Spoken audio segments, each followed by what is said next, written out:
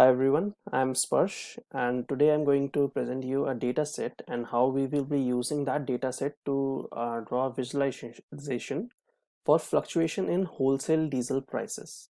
So these fluctuation and the data set that we have would be we would be looking on to exactly a few of the major busiest hubs and the readings for them over the years and see what all we can derive from that data set in terms of visualization and draw a conclusion at the very end for what all we have studied in this presentation and get on to something that will help us see how we can control or maybe suggest a few measures to control the fluctuation in this wholesale diesel prices. So coming on to the overview of what we are going to see in this presentation is that we would be using a raw data set and we would be uh, using a few external factors and see how those external factors are affecting the prices and visualizing that in terms of a Pareto chart to find the problematic areas or the problematic factors that are driving these price fluctuations. And also we would be using other graphs for visualization of how much of a difference or deviation are we talking about in terms of the price fluctuations in this presentation.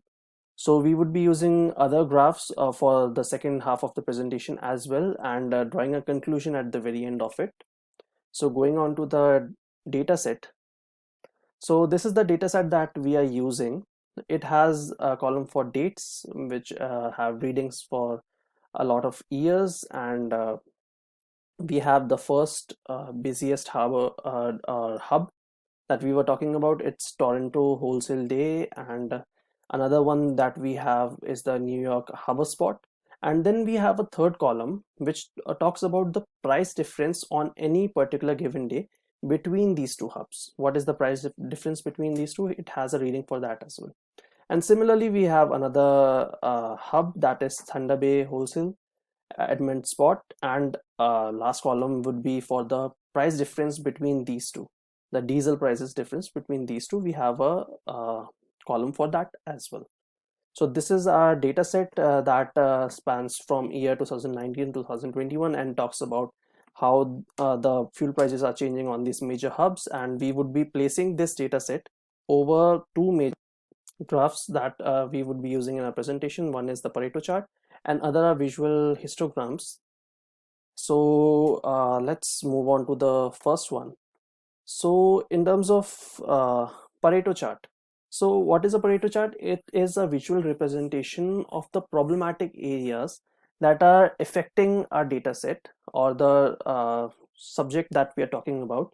And we would be getting a visual representation of what all are the factors that we are counting in, and how those factors chip in terms of the percentage of inputs that we are talking about, and what are the most problematic of them that we should be looking onto.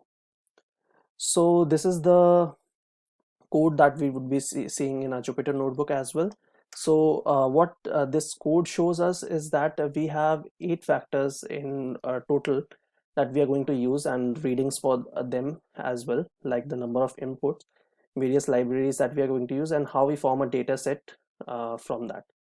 So moving on to the Jupyter notebook. So this is the code that we used for our Pareto chart. We have used a certain libraries like matplotlib and pandas. We have defined a variable wholesale diesel prices for our data frame and a variable fluctuate, which has all the values in descending order. So these are the 8 factors that I was talking about in the presentation, and how these are the major factors that are affecting these fluctuation in prices. We have international market, geography, federal taxes, transportations, operation costs, seasonalities, price match, and demand from US. So these are the 8 factors that we are going to take in consideration for our presentation, and we have arranged them in descending order to get a better visualization for our Pareto chart, as that is a requirement for that. We are also calculating the cumulative percentage, as that is another requirement for that. And after all of this is done, we get a visual representation for what is the exact data set and the factors that we are dealing with. So these are the factors that we are dealing with, the number of inputs individual factors have, and the cumulative percentage for that. So when we code and use all of them to get a chart, so this is something that we get from the inputs that we have picked, or from the data frame that we have picked. So here you can see that this is a chart which shows a line that is 80%. So the factors that are chipping in above this line, that are the ones which are causing 80% of the trouble in terms of the factors that are deriving those fluctuation in diesel prices. So if we were to consider, then international market, geography, and federal tax are the ones that are contributing majorly into these. So going back to our presentation,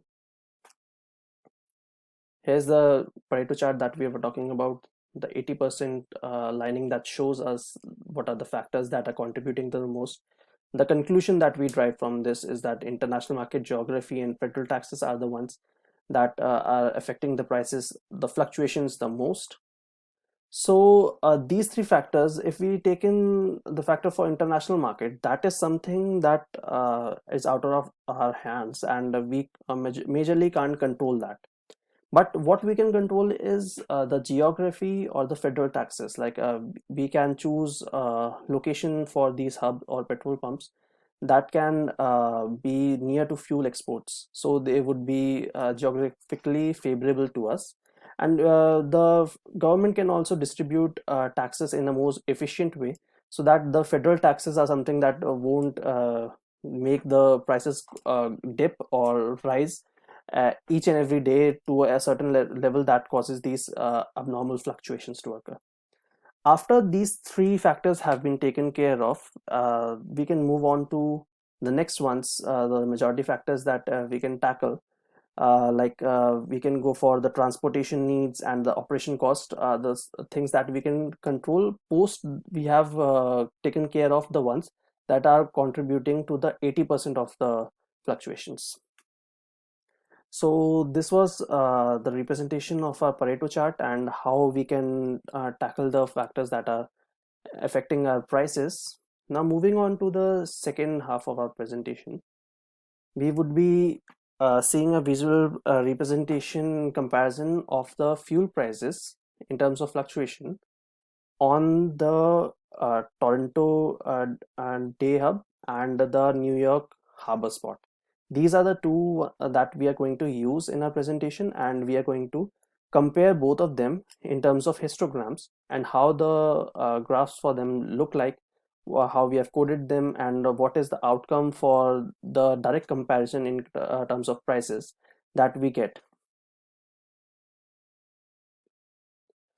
So this is the Jupyter Notebook setup that we would be using, which has certain libraries imported in, and then we are going to check it for a number of abnormalities and refine those if we find any abnormalities.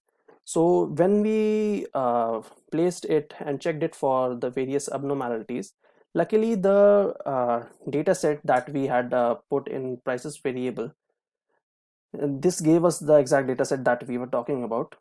We didn't have any null values placed in them, so all of the readings were clean and clear. Apart from this, after the all the 465 records were scanned, and we found that there were no duplications in that as well. It was a clean data, no duplications and no null values. So this raw data set is luckily a data set that we can use for our representations in a more clear way, since there is no null values and duplications in there.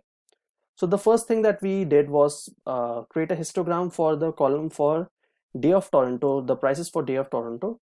And we can see that the prices for Day of Toronto has a graph that is very much similar to the price of New York harbor spot. So they are not the exact in terms of the curvature or the price dip and rise. But why would I am saying they are similar? Because the lowest point for New York Harborfront, which is around 15, is similar to that of the highest point, the lowest point for New York Harborfront, that is 15. And roughly the same goes for the highest point as well, that's point 033, and here it's 0.030. So we have somewhat a similar trend and range for the prices here that we are looking at. But when we place them together, this is something that we come up with. The range is similar, but this is the graph for the difference, the third column, the difference between these two major hubs, and how is the density of the price fluctuation that we were talking about. So going back to our presentation, these are the individual graphs, and this is the comparison graph for both those major hubs and the price fluctuations. So after we had observed that the individually they both were in a similar range, Toronto, Day of Toronto, and New York Harbor Spot. Later on, when we placed them and calculated the density of the fluctuation, we came to know that the density was 7 times of that of the average. What is the average? The average, we have seen the range between the fluctuation between the two graphs. They were quite similar, but the price fluctuation every day, when we place that, it was 7 times of that of the average price. So that's why there is such a spike. So this is something that we had observed in this graph, and we came on to the conclusion that over the years of 2019 and 2021, the price fluctuation for these two graphs have been a lot, and we have a histogram to prove that and visualize that what we are talking about. And similarly goes for the deriving factors that we talked about in Pareto chart, how the three factors that weigh above 80% are the ones that are contributing to majority of the price fluctuations, how we can tackle them, how we can tackle the lower end of inputs after we are done with the ones that are falling on above 80% category.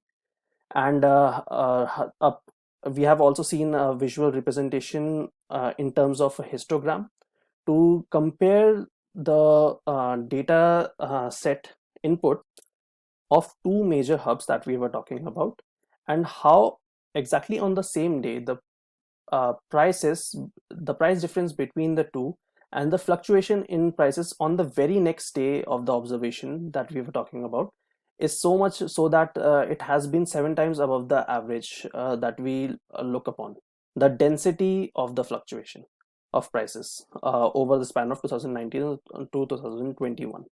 So in conclusion, I would just like to say that the Pareto chart gives us a better understanding of the factors that we have to tackle in, and histograms gives us a better understanding in terms of what exactly we are dealing with and how much this data set supports us in terms of getting a real picture of what exactly we are dealing with here.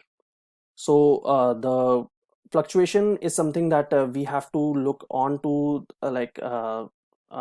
first we have to get the better understanding with histograms of what we are dealing with, and then we have to use the Pareto chart to exactly tackle onto them. So these are the references that I use. This is the website that where the data.ontario that I got my data set from. It is not a refined data set. It is exactly the one that I got from the website, and I placed it and used it. This is the website that helped me in better understanding of my histograms and how I can use them in terms of color coding, comparisons, and various other things that I could use. And Seaborn is the one that I use to refine in terms of exactly what I need to show in my presentation. What graph do I need to show? So that's been it. That's it from my side. Thank you.